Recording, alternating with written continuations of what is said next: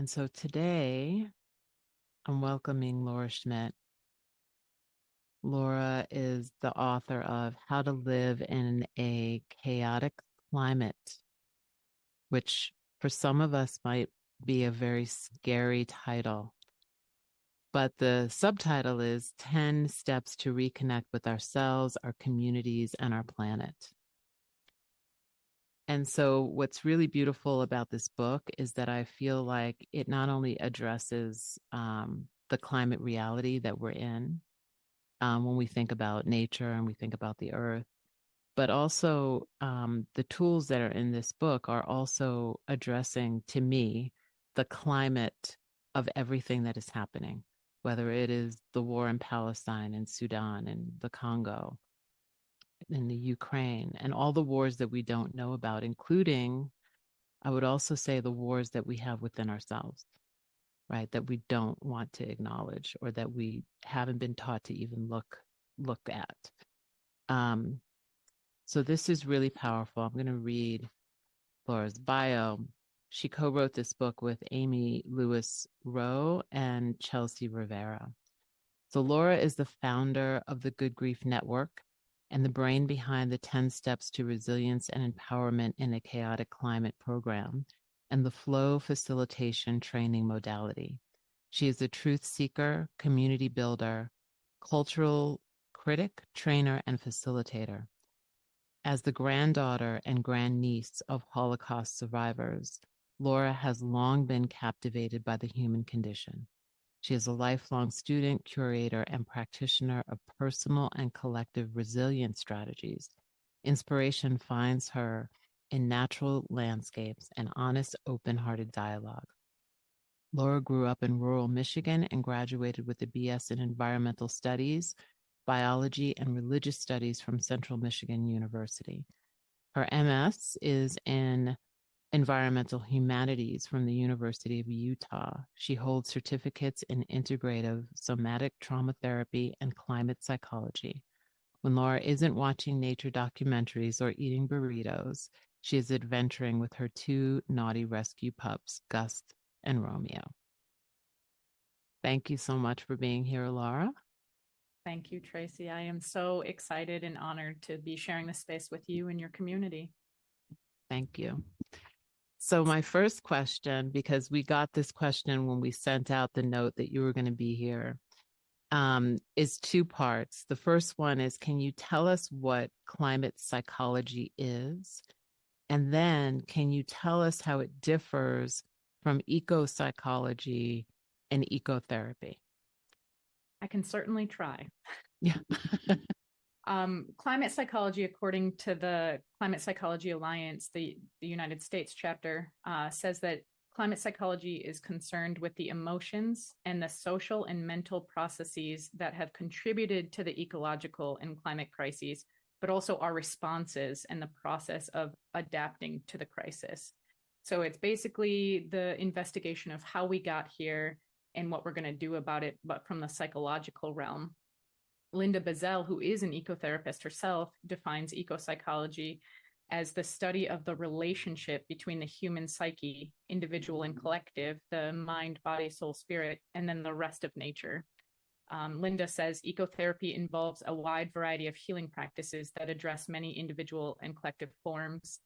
And I think how I position myself or how I understand this is that climate psychology presents us with the problem and kind of how we're going to deal with it, whereas ecopsychology kind of gives us a path and some tools for how to manage it. And as you'll see, and probably as we'll talk about, a lot of my work is based on connection.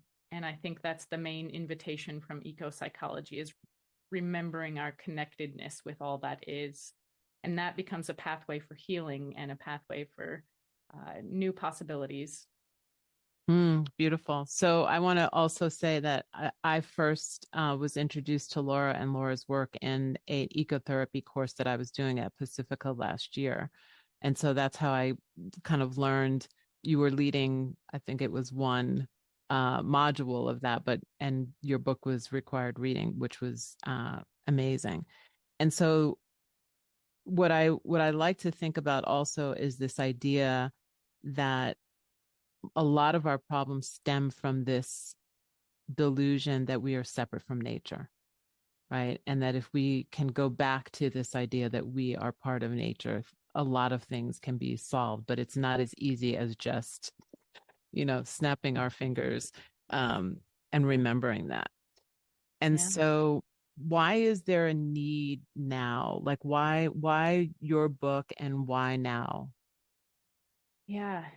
Well, anywhere you look, any direction that you look, if you're paying attention, you see the tremendous amount of injustice that's occurring.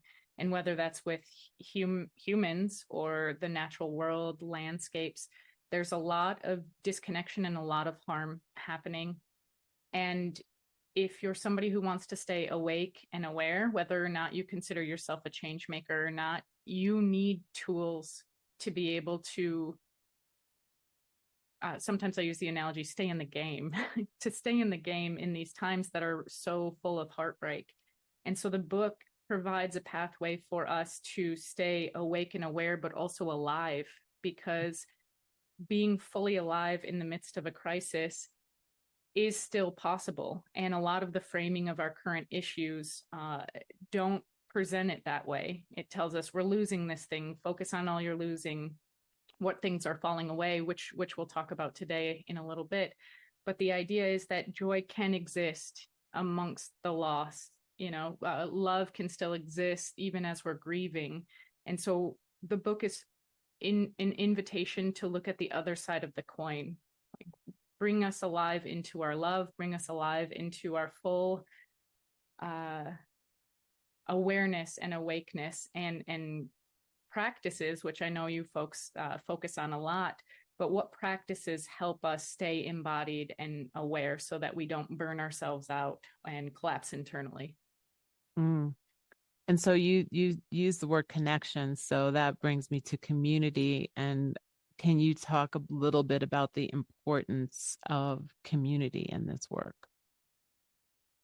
Yeah, these injustices that I'm talking about in a very theoretical way, when we look at them, that's too much for a single nervous system. It's too much to bear for us. And we need to be able to come together and to connect with other people, especially other people who are hurting like us, so that we can learn to attune and to co-regulate, so that we might be able to engage in a ritual or a practice to move some of that grief, but also just feel connected. I think the dominant culture really tries to have us keep our pain private, and we isolate, and then that ends up manifesting maybe as mental health issues or just incredible loneliness.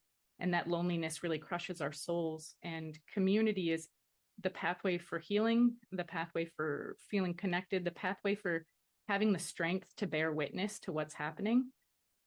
In addition, like, community is a reminder of who has your back. When you get into trouble, when a storm comes or a fire comes, who are you helping and who's helping you? So those are just some of the reasons that we need to be building community or remember how to build community. And often I go to the Bell Hooks quote that says, "Rarely, if ever, are any of us healed in isolation. Healing is an act of communion." We are invited into this communion of connection.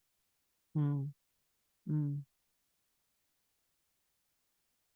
So you mentioned grief, and I want to just pinpoint the term climate grief, because that's something that we focused a lot on in the ecotherapy course, is the climate grief that we're all feeling, whether we realize it or not. It's the same as when there's a war happening, even though it's not right now on our doorstep, it is our own children, it is our own neighbor, it is our own country that it's happening to within us, right? At least that's how I experience it. And so, can you talk to us about climate grief and how it shows up? Like, how can we recognize it within ourselves, even though we might not be experiencing the fire or the flood or the excessive atmospheric river, which a term I'd never heard until 2 years ago. So tell us about climate grief and why it's important for us to be aware of it. Yeah, I think it's important to note here that we all have different pathways into this work or into the experience of climate grief. Some people have firsthand impacts. You named several of them, the storms or the flooding or the droughts or the fires. So that type of grief is also available to people, but we're also finding that there's a lot of grief in this like anticipatory loss. And it's really complex. It can be really ambiguous, and it can be really not attended to in the larger culture. And in addition to that, sometimes it's not just climate grief, but it manifests as anxiety or rage or feelings of betrayal. And so, yes, there's a component of grief, and we'll focus on grief quite a bit probably today, but also the manifestations of these overwhelming feelings are quite complex with regard to our pathway to waking up and our pathway to being either directly impacted or witnessing those impacts, or, for example, a climate scientist who's writing the reports about what we're losing or the projections. And so it manifests slightly differently. And we can look to people like Dr. Panu Pikula, who is over in Finland and is like parsing out each of those emotions and giving them names to things that often are unnamed. Mm, mm. I'm struck by this idea of anticipatory loss, right? This anticipatory grief. And I'm just relating it to thinking about when my father's health was declining, and that the grief of that anticipation was just as powerful, if not more painful, than the eventual loss, right? And I think that somehow with climate, it feels like it's the same or very similar, where you see the little parts being taken away, the river getting a little bit lower, the blooms not coming back as fast, or it becoming warmer. So yeah, thank you for that. Yeah. I just want to ask one more question. It's about a phrase, term that you used called the consensus trance, which I thought was really brilliant. Consensus trance. Can you tell us about that? Yeah, this theory is from a theorist called Tart. His last name is Tart. And I liken it a lot to the movie The Matrix, where you're kind of plugged into a reality that's around you, but it's not the ultimate reality. It's not the real reality you're living in. And in this case, not necessarily the Matrix, but this reality is constructed by worldviews, by social norms, by the way that we carry ourselves. So much so that we're every day engaging with our biases and these filters on. So we end up kind of being not in this ultimate reality, but in the more matrixy version of it. And the consensus trance becomes the consensus reality when we meet up with other people and we are engaging the consensus trance communally.